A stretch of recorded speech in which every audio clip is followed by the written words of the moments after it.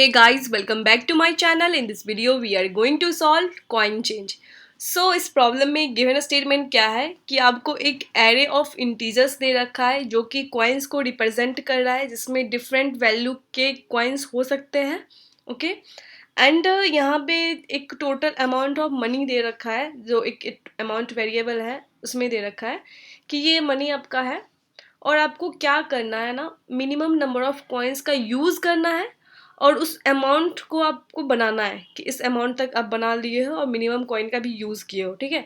अगर ऐसा कोई पॉसिबल आंसर है जहाँ पे आपको मिनिमम कॉइन मिल रहा है तो आप क्या करो, वो नंबर आप रिटर्न करो. अदरवाइज आपको अगर वो कम्बिनेशन नहीं मिल रहा है तो -1 रिटर्न करो. और ये भी बोला गया है कि जो भी वैल्यू के कॉइन्स दे रखे हैं उस एरे में, उसका जो नंबर है इन्फिनाइट हो सकता है. ठीक है. आप जितना मर्जी उतना यूज़ कर सकते हो कॉइन्स को. तो ये है आपका प्रॉब्लम.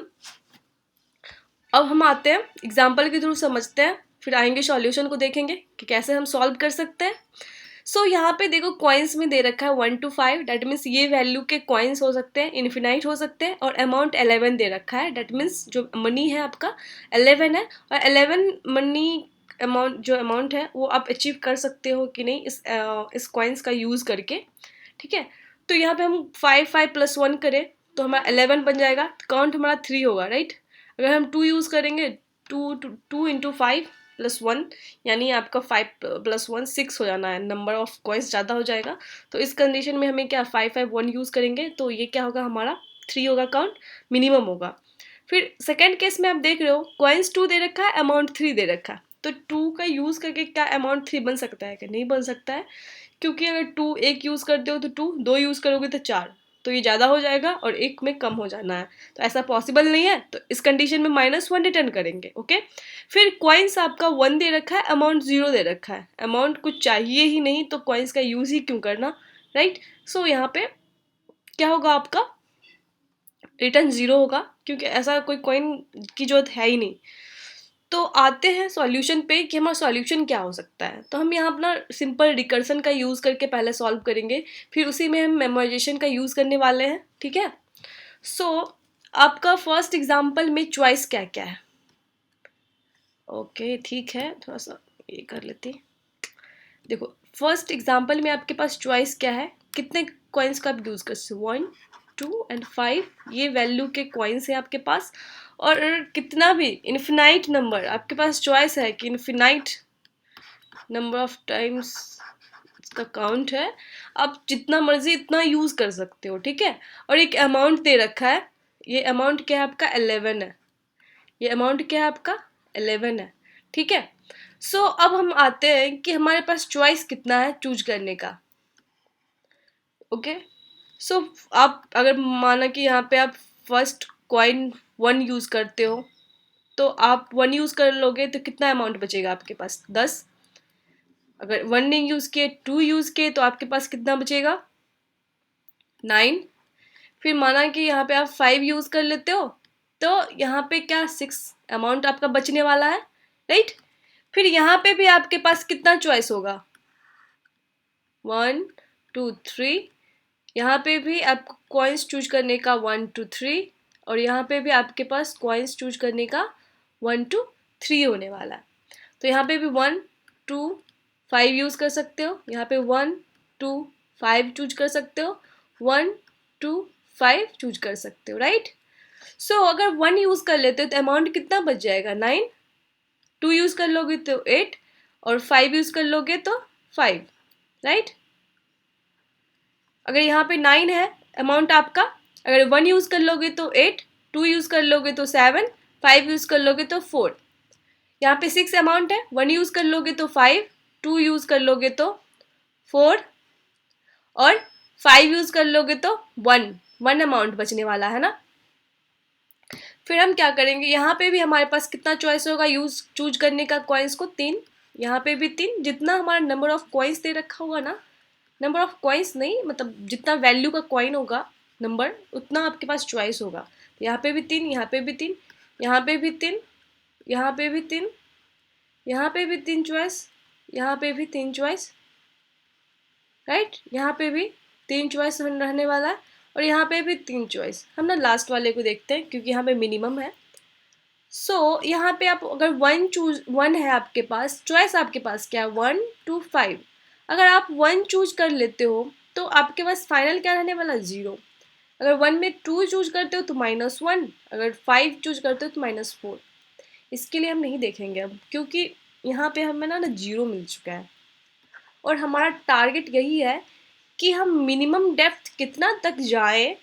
देखो, मिनिमम डेप्थ का मतलब क्या हुआ कि आपके पास कम चॉइस में भी आपको वो जो आपका गोल था वो अचीव हो चुका है, जो अमाउंट है आपको मिल चुका है, ठीक है। मिनिमम चॉइस में ही मिनिमम अमाउंट को यूज़ किए हुए आपको मिल चुका है, राइट।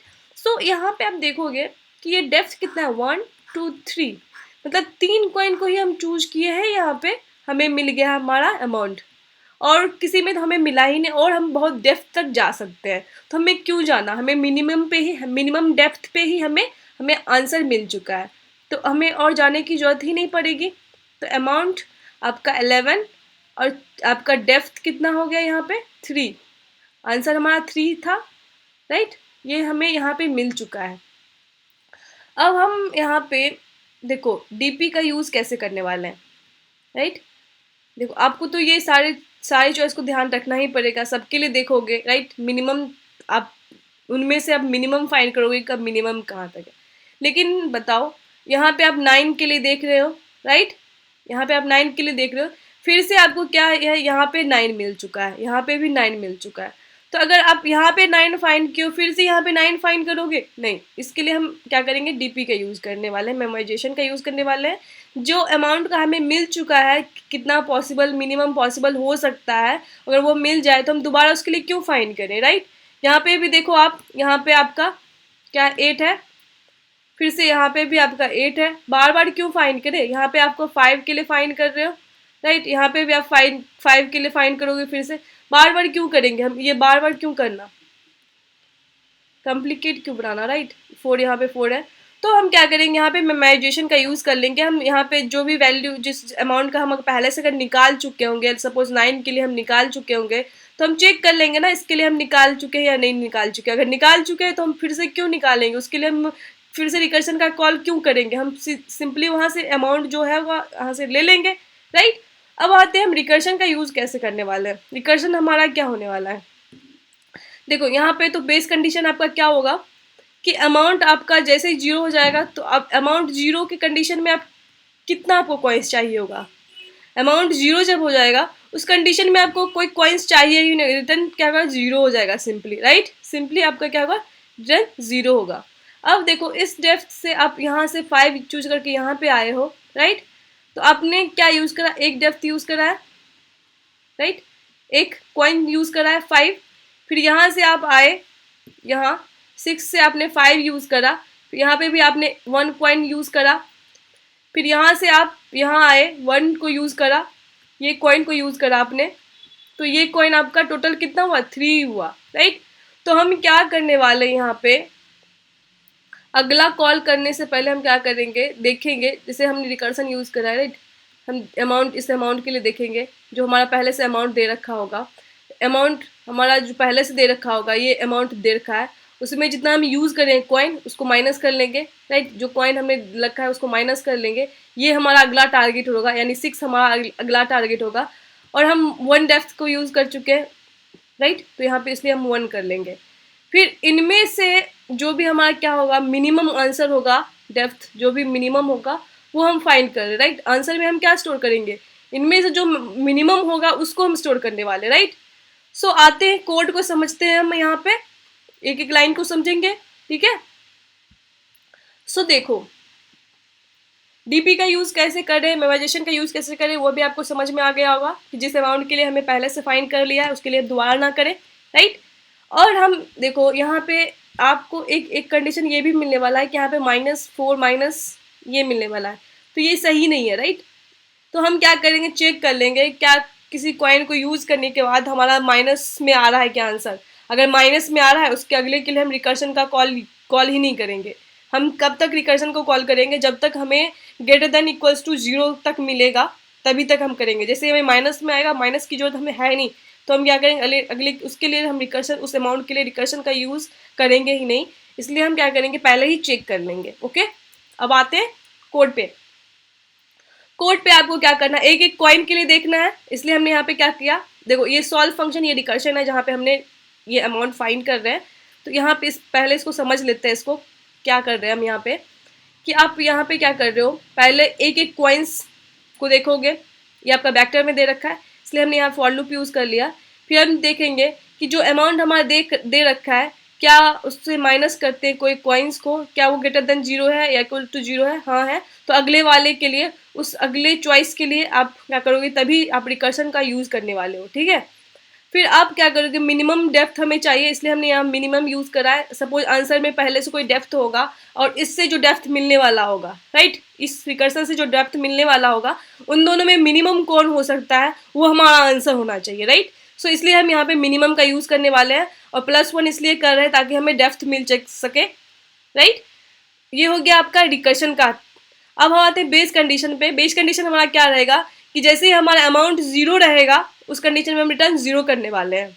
और ये भी देखेंगे कि हमारा कोई भी डीपी अमाउंट -1 तो नहीं है। जो हमने डीपी यहाँ पे इनिशलाइज किया ना, ग्लोबली यहाँ पे ले रखा है, इसका साइज हमने 1001 दे रखा है, क्योंकि यहाँ पे अमाउंट जो आपका दे रखा है 10⁴ दे रखा है, तो हमने +1 करके ले रखा है कि इतना आपका डीपी का साइज हो सकता है, राइट। तो यहाँ पे इसलिए ले दिया, और डीपी को क्या किया, यहाँ पे इनिशलाइज कर दिया। यहाँ पे ये लाइन देखो, इनिशलाइज किया -1 से। इनिशियली ये सारे क्या है, -1 है, सारे एलिमेंट इसके -1 है, ठीक है। फिर इसके लिए हमने क्या किया, ये एक वेरिएबल में हमने सॉल्व फंक्शन, यानी जो यहाँ पे रिकर्सन यूज़ कर रहा है, वो फंक्शन को हमने यहाँ पे कॉल किया। जो भी रिजल्ट आया होगा वो यहाँ पे हमें रिजल्ट में स्टोर हो गया होगा। तो हम इस पे थे, तो इस डीपी के अमाउंट में हम चेक कर लेंगे -1 है या नहीं। अगर -1 होगा डेट मीन्स उसके लिए कोई वैल्यू हमने स्टोर करके रखा नहीं होगा, हमें कोई मिला नहीं होगा, राइट। अगर -1 नहीं होगा डेट मीन्स उस अमाउंट के लिए हमने फाइंड कर लिया है, ऑलरेडी फाइंड करके रखा है, तो हम चेक कर लेंगे -1 तो नहीं है। अगर -1 नहीं है डेट मीन्स अमाउंट फाइंड करके रखा हुआ है, तो हम वो अमाउंट क्या करेंगे, रिटर्न कर लेंगे, ठीक है। फिर यहाँ पे हम क्या कर रहे हैं, डीपी अमाउंट में जो भी आंसर हमारा मिला होगा, उस आंसर को हम क्या करने वाले हैं, स्टोर करने वाले हैं यहाँ पे, ओके। ये हमारा है आंसर। हमने इंट मैक्स नहीं यूज़ कर रखा है, क्योंकि इंट मैक्स अगर यूज़ कर देना तो +1 यहाँ कर दे तो ओवरफ्लो हो सकता था, इसलिए मैंने क्या किया, 1001 यूज़ करा, क्योंकि अमाउंट आपका 10⁴ है। कोई ऐसा टेस्ट केस हो सकता है जहाँ पे कॉइन 1 हो और अमाउंट आपका 10⁴ हो, तो मैक्सिमम आंसर क्या हो सकता है, 10⁴ हो सकता है, उससे ज़्यादा नहीं हो सकता है, राइट। इसलिए हमने इंट मैक्स को क्या किया, 1001 ले रखा है। समझ गया। अब कोड को मैं रन करती हूँ, कोड रन करते हैं, अब सबमिट करते हैं कोड को, ठीक है। सबमिट हो चुका है, थैंक यू।